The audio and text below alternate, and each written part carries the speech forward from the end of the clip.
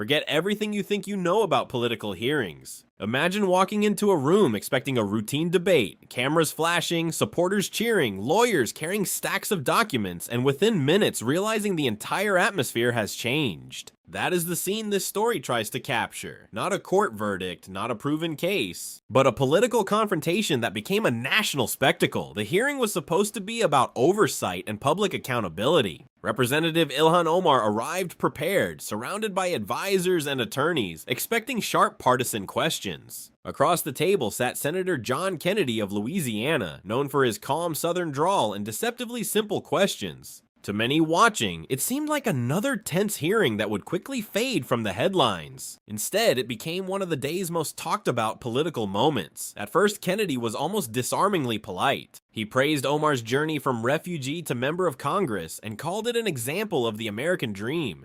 The room relaxed. Some supporters even smiled. Then he opened a thin folder and said, "I just have a few simple questions." That is when the tone shifted. Kennedy began asking about financial disclosures and public statements, pressing for explanations he argued did not fully line up. Omar responded that business valuations can change and that household financial disclosures do not necessarily reflect personal wealth. What began as a discussion of paperwork soon turned into a broader debate over transparency, consistency, and public confidence. With each exchange, the hearing became noticeably more tense. Then Kennedy turned to a much larger controversy, the massive fraud uncovered in a federal child nutrition program in Minnesota.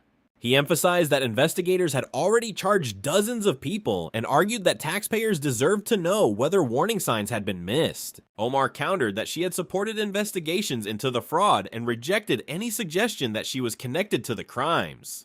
The disagreement was no longer just about financial disclosures. It had expanded into a debate over political responsibility and government oversight. The hearing became less about numbers and more about accountability. Kennedy repeatedly framed himself as asking straightforward questions on behalf of ordinary taxpayers. Omar repeatedly argued that the questioning unfairly targeted her and distorted her record. Each side presented a very different interpretation of the same events, leaving viewers to judge whose arguments they found more convincing. As the confrontation intensified, the room reportedly grew quieter. Supporters who had arrived expecting a political fight were now watching a public struggle over credibility, responsibility, and trust. Reporters focused on every exchange, every pause, and every response, knowing that short clips from the hearing would soon spread far beyond the hearing room itself. Near the end, Kennedy delivered the line that became the headline of the story.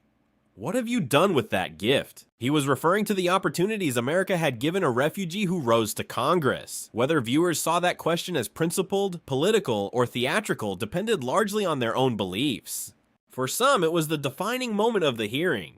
For others, it was simply another example of the deep political division shaping modern Washington, and that is why this hearing drew so much attention. It was not simply about one politician. It became a symbol of a deeper national argument over public trust, oversight, political rhetoric, and what voters expect from the people who represent them. Long after the hearing ended, debate continued across television, social media, and political commentary, with supporters and critics offering completely different interpretations of what had unfolded. One hearing, two competing narratives.